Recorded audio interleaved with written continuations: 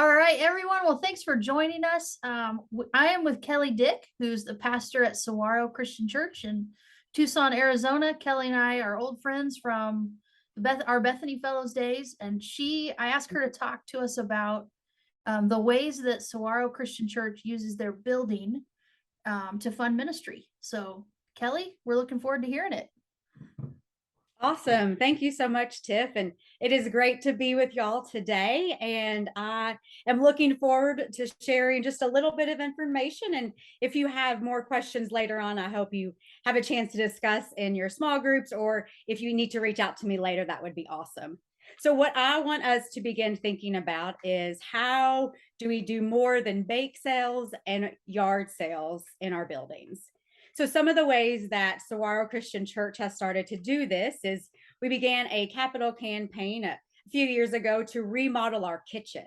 As a part of this, we discovered that there are a lot of hungry people on the east side of Tucson, and there weren't a lot of services. So as such, we created this nonprofit called the Soul Food Initiatives, and they run our kitchen, which also means we have a commercial kitchen. So while we created this nonprofit to serve the needs of our community, we also saw the possibilities of renting out our kitchen to businesses, to minority-owned companies, to food trucks, to anybody who needs a commercial kitchen space.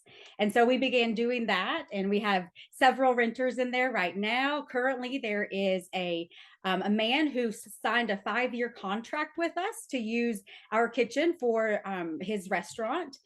We also have different groups who use our building. One of the ones I want to mention is Pima Council on Aging.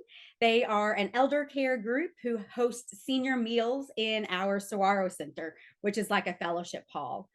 And from that, they aren't able to pay us rent because of their grants, but they can do upkeep. So we have a list of items that they are helping to take care of our building. So just between those two different items, it allows Saguaro to live beyond just what happens on Sunday mornings.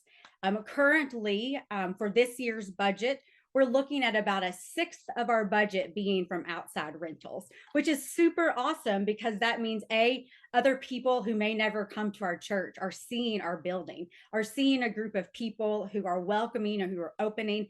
And they also know it's a safe space, a place that's going to be protected, a place that's going to have internet, a place that is available. And it's a win for all of us. So we all get to live into God's world just a tiny bit differently.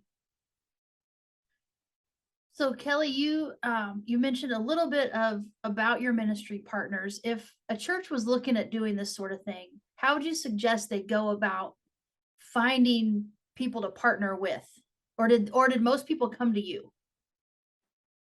It's a both and. I think once you let it be known that your building is available to be used in these kinds of ways, people will find you. But you also have to begin making relationships in your community. So one of the things that Saguaro did was a demographic study of what's around our church, see what is available, what the need is. And then from there, we decided to create Soul Food Initiatives to address the need and to feed the multitudes. Because of that desire for our community, we built this kitchen that had then allowed others to be able to use it. So my suggestion would be to look around your community, see where your church is located, possibly maybe see if there's another church community around the way, or possibly a school who might want to partner.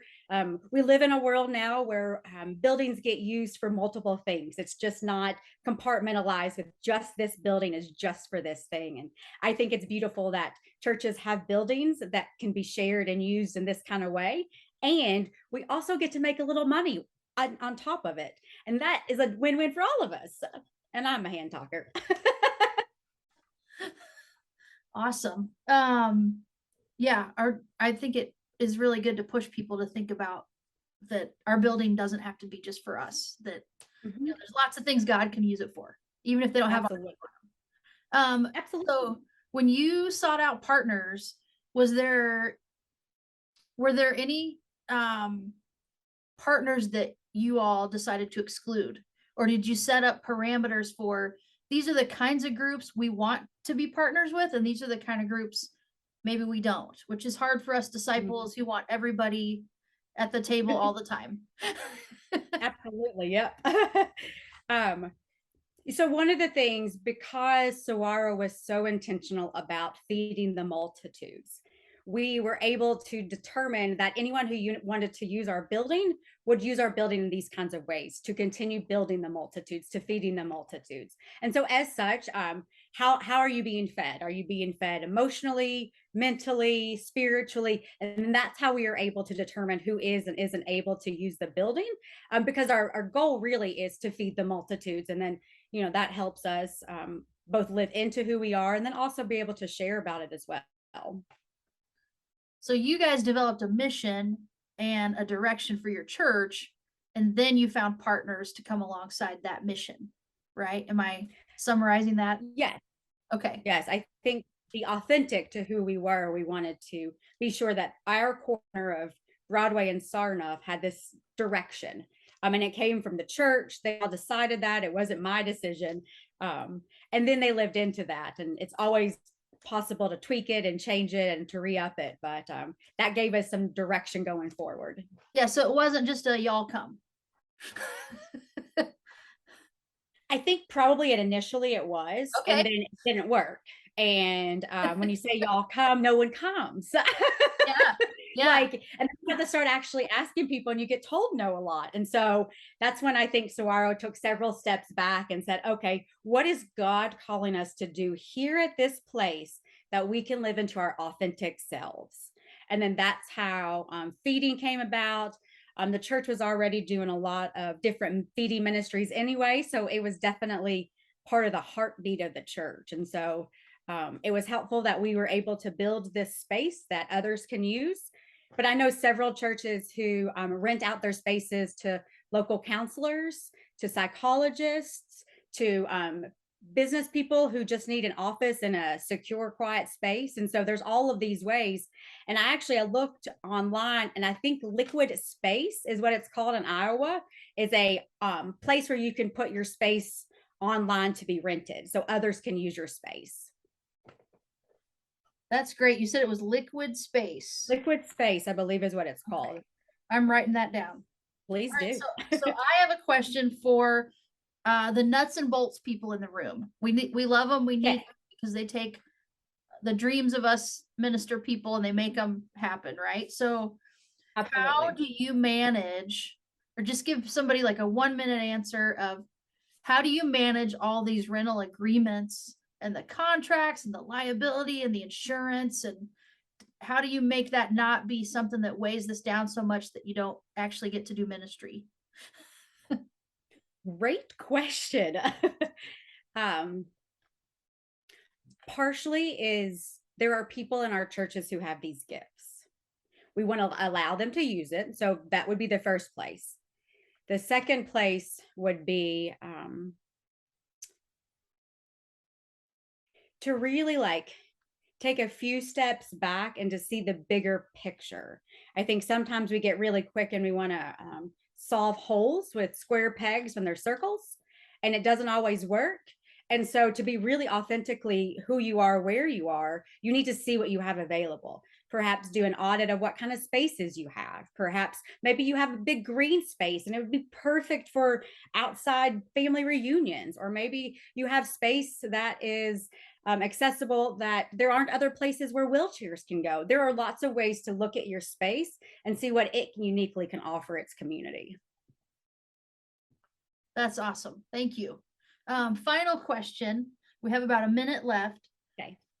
What would you do differently if you were starting this all over again? If anything, maybe there's nothing, but what did you learn?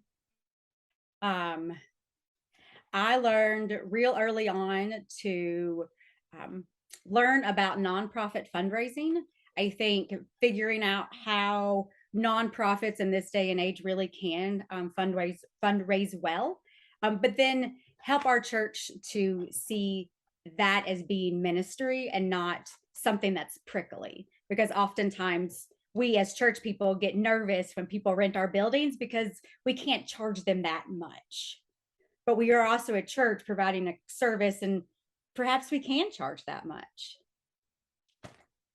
Yeah, that makes a lot of sense. We want to be nice, welcoming, open, but we also have expenses that we have to cover, right? Right. And I do, let me answer your question that I didn't answer before. We have an office manager that manages all of our relationships, and we are currently beginning the transition where this will be a part-time position just to manage the the kitchen relationships.